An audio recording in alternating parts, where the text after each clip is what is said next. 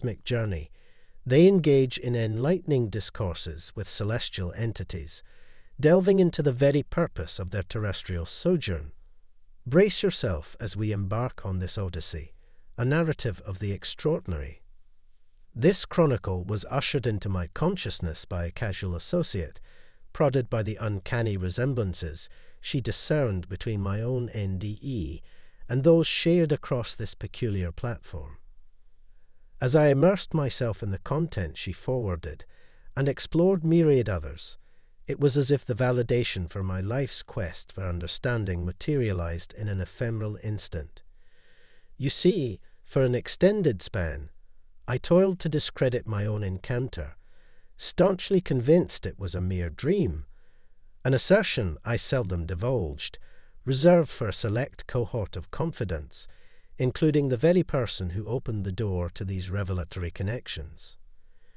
My own NDE unfurled in the wake of my 30th solar orbit, an event shadowed by the recent departure of my mother a mere day prior.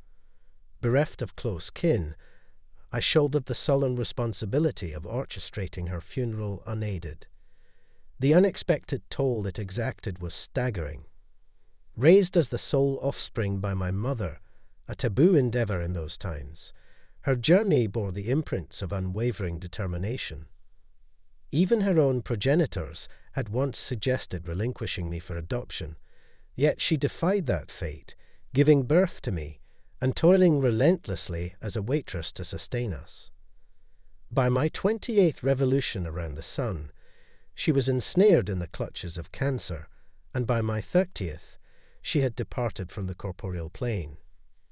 The day consumed itself in the logistics of the funeral, and night found me ensconced in the cocoon of my bed, grappling with the dual weights of fiscal apprehension and profound grief. As I lay there, tears melding with the fabric, I succumbed to exhaustion and plunged into an abyssal slumber. But the awakening was abrupt, accompanied by a searing pain clutching my chest. Desperation propelled me to the medicine cabinet, yet I stumbled, collapsing to the floor, clawing my way back towards the bed. However, as consciousness waned, I found myself suspended above my lifeless form. A strange detachment enveloped me.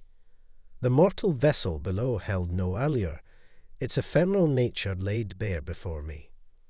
Then a spectacle unfolded, a tunnel, an ethereal conduit, materializing above the bathroom doorway, beckoning me forth.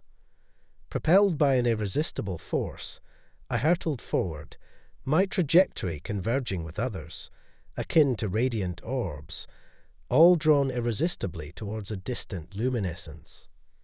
In that transcendent moment, the enigma of the universe unfurled, an intricate understanding of advanced mathematics, science, and the tapestry of history inundated my consciousness. The radiant light, my true genesis, extended its luminous embrace. I shed all vestiges of negativity and suffering, replaced by an ever-expanding love, an affection immeasurable. It burgeoned as I neared the source, a source not confined to mere inception, but embracing eternity and infinity, transcending the shackles of time itself. In the confines of this celestial chamber, time relinquished its familiar grip entirely. The notion of time, a construct woven into the fabric of human comprehension, proved irrelevant in this ethereal realm, a place detached from the confines of earthly existence, where mortality dictates the finite nature of our perception. My trajectory toward the incandescent glow marked not only a physical movement, but an existential shift, where an intimate connection to this radiant force enveloped me, allowing the fusion of my boundless essence with its luminous energy. In this ineffable moment, a palpable awareness of the countless other radiant orbs materialized, each engaged in a parallel transcendental union. However, the ethereal dance abruptly ceased, and I found myself transported to a vast expanse, a canvas of pristine white, lacking any discernible boundaries, doors, or windows. Here, The customary march of time held no dominion, and the primal urges of hunger and thirst dissolved into non-existence. My occupation morphed into intricate mathematical calculations, a cerebral exploration seeking to unlock the enigmatic answers to the universe's myriad questions. Amidst this contemplative endeavor, an angelic figure materialized, a towering presence standing at the precipice of 9 feet. Draped in a flowing white robe, cinched by a resplendent golden belt, the angel greeted me with a warmth that transcended the boundaries of language. In a gentle query, the celestial being uttered, "You again," a phrase pregnant with cosmic significance. The angel then unveiled a revelation that echoed through the corridors of my consciousness. I had treaded these ethereal grounds before, in this very realm, and had willingly chosen to return to earth. The amnesia shrouding this knowledge was a deliberate act, a voluntary surrender of all remembrances at the point of my initial departure from earthly bounds. Souls embarking on the terrestrial sojourn often face this choice: retain or relinquish the memories of this celestial realm upon their return. The crucible of existence, Earth, stood as the most arduous of dimensions and universes. Perplexed by this disclosure, I sought clarity from the angel, questioning, why did I elect to return? The smile on the celestial being's countenance deepened, and the response, adorned in simplicity, echoed, "You must have had your reasons." Whether an unfulfilled purpose beckoned me back to earth, or the magnetic allure of my loved ones exerted its pull, the motivations were mine to discern. This choice, profound in its consequences, had set me on a distinctive trajectory. As the angel intoned these revelations, a heightened comprehension of life, death, and the cosmic tapestry unfolded within me. Though an enduring yearning to reunite with the radiant source persisted, I remained cognizant of the unique trajectory set by my conscious choice. The angel, emphasizing the paramountcy of free will, underscored that the decision of where to journey and why rested solely upon my shoulders. No cosmic compulsion forced souls to depart the afterlife.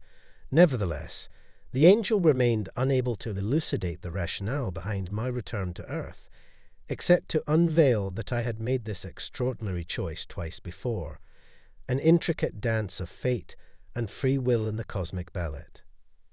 In the tumultuous sea of my perplexity, I vocalized my confounding thoughts, grappling with the paradox of making a decision that eluded the grasp of my conscious understanding. The celestial response to my inquiry was an unveiling, an ethereal contract, a sacred pact inked before my earthly odyssey. Its pages housed the crystallized objectives I had set for myself during my terrestrial sojourn. As I pored over the sacred text, fragments of memories, my plea to embark on an earthly venture and the subsequent petition to return rekindled within the recesses of my consciousness. I had opted for a return, guided by the conviction that preserving the memory of my celestial abode would catalyze the realization of my earthly mission. It echoed a warrior willingly marching into battle, duty propelling me to confront the most formidable challenges life could muster. With this realization, a fresh expedition beckoned, where the sanctity of home remained undisturbed. Awakening on the floor, an uncanny sensation enveloped me, a feeling of not entirely fitting into the confines of my own corporeal shell. The once tormenting chest pains had dissipated, replaced by an overwhelming grief that eclipsed even my yearning for the comforting presence of my departed mother. My soul thirsted for the extraordinary, for a connection beyond the mundane. Into the abyss of despair I descended, a profound chasm of sorrow with an indeterminate duration. Concepts like eating and sleeping became foreign, and daily functioning morphed into a Herculean feat. Gradually, the shroud of depression began to lift, but doubt lingered like an elusive mist. Was what I had experienced a tangible reality? Over the passing years, I shared my saga with friends, seeking varied reactions. Some dismissed it as the ephemeral musings of a dream, while others conjectured that my fall had birthed hallucinations.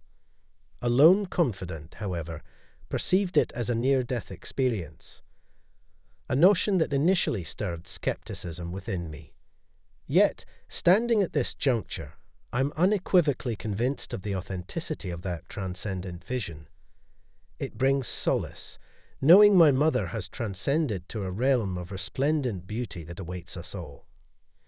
Though the yearning for comprehensive life review akin to the one glimpse persists, the details of my self-imposed life tasks remain etched in my memory.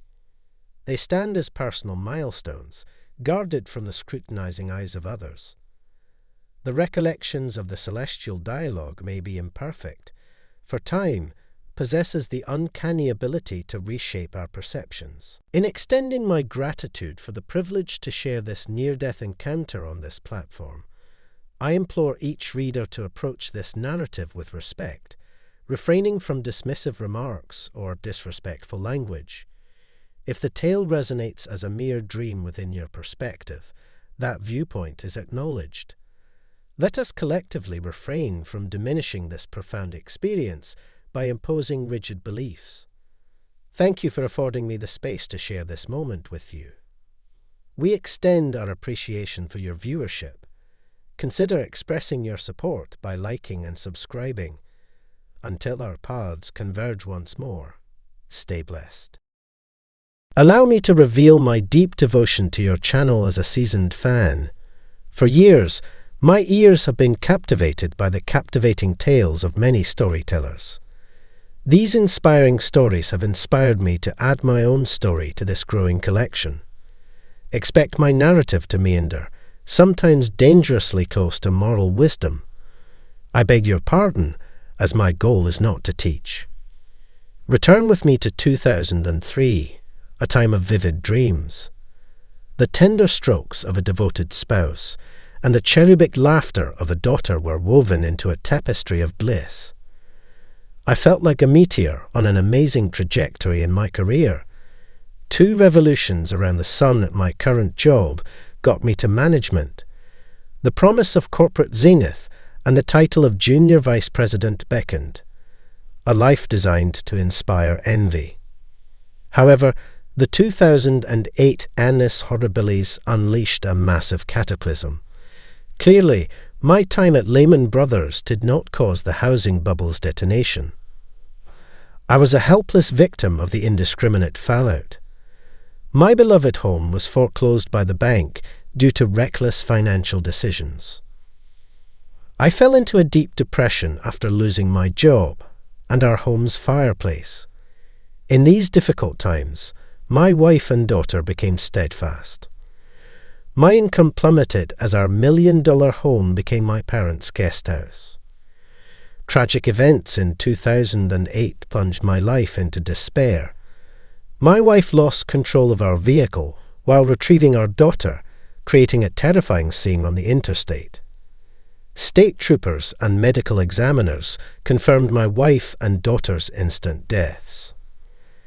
This cataclysm started an unstoppable downward spiral. I sought refuge in substances to escape the chaos of grief and life. Unfortunately, no light guided me off this dangerous path. My world fell apart without my wife and daughter. I became more addicted by mixing potent elixirs from various vices as one substance's palliative effects faded. I engaged in every form of self-destruction. In 2010, during a wild binge, I felt odd. A dull ache under my jaw and a creeping numbness in my arm aroused macabre anticipation, an opportunity to see my loved ones. I reclined in a recliner, ready to die. However, what happened is unknown. I was enveloped in darkness, without tunnels or parties. I was disappointed when expectations met reality in this desolate expanse. I agreed, this must be the afterlife. My words resonated in emptiness. Existence in this infinite void was a solo journey without temporal markers. As I crossed the desolation, the echoing footsteps of isolation were my only companion. Surrender slowly became my only refuge in my labyrinth. The belief that the distant horizon was an ominous void weighed me down like a funeral pall. I cried out to my wife and daughter, a symphony of love and yearning drowned in despair. Unknown voices echoed from the abyss, neither evil nor happy. I heard a constant question. You who have defiled your own body, why do you think you deserve to leave this place? I replied with a weak, who's there? That echoed the initial question. My unadorned reply made me feel unworthy and blamed self-inflicted wounds from ignorance. Since its identity was unknown, the entity was apathetic. Are you ready to be judged? Asked the mysterious voice, taking the story to new heights. I entered an immersive scene as the surroundings lit up. My life, meticulously etched in high definition, unfolded from birth to death. At 7, I stole a 5-cent piece of Bazooka Joe bubble gum from 7-Eleven, a pivotal moment in my life. This minor theft foreshadowed a lifelong theme of deceit and betrayal. My life review froze when my wife gave birth to our daughter, which was overshadowed by my work. My job-driven neglect and distraction were shown in a melancholy montage. The reel showed missed moments with my daughter's laughter and romantic dinners with my wife, culminating in the chilling scene of me, a husk, in that static recliner. After silence, a mysterious voice asked, "What do you have to say?" Due to remorse and self-loathing, my response revealed my deepest sins. I pleaded for mercy and invoked God and my deceased loved ones. After my catharsis, the entity revealed its origin. My Father has heard your pleas. I saw a Jesus-like figure offering a second chance. Prostrating, I kissed his feet. His commanding aura made me rise, and I saw jade through tearful eyes. While embracing, apologies flowed, as reconciliation scented the air. I found peace in a fleeting moment, yearning to be eternal, while running with my precious child. Turning towards the horizon, I saw Donna.